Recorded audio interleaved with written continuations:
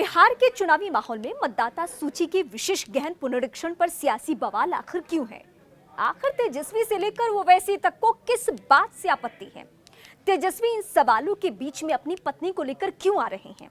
ये ऐसे सवाल हैं जिसका जवाब हर किसी को चाहिए। दरअसल विपक्ष की आपत्ति चुनाव आयोग के सबसे पहले तो टाइमलाइन को लेकर है।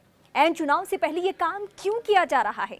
सवाल ये भी पूछा जा रहा है कि चुनाव आयोग से कि वोटर लिस्ट वेरिफिकेशन में आधार कार्ड माने क्यों नहीं?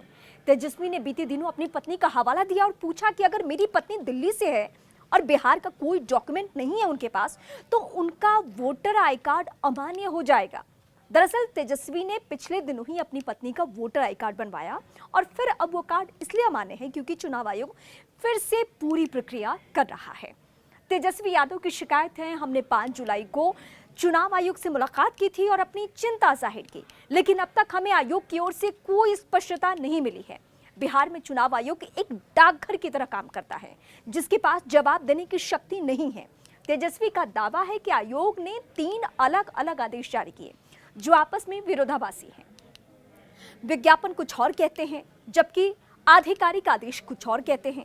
उदाहरण के तौर पर उन्होंने बताया कि विज्ञापन में कहा गया कि बिना दस्तावेज में भी गणना प्रपत्र जमा किया जा सकता है, लेकिन आदेश में ठीक इससे अलग बात है।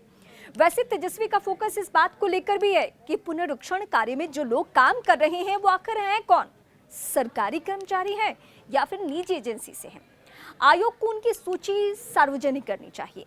गठबंधन दल कांग्रेस ने भी चुनाव आयोग की कार्यप्रणाली पर सवाल उठाते हुए कहा कि आयोग पूरी तरह से भ्रमित है और उससे ये तय नहीं किया है कि कौन सा निर्देश लागू किया जाए और कौन सा नहीं। कांग्रेस ने तो घोषणा की है कि 9 जुलाई को पूरे बिहार में चक्का जाम किया जाएगा और राहुल गांधी भी इस आंदोलन में शामिल होंगे। अब बिहार के चुनावी माहौल में सबसे पहले चुनाव आयोग का मुद्दा ही छाया हुआ है।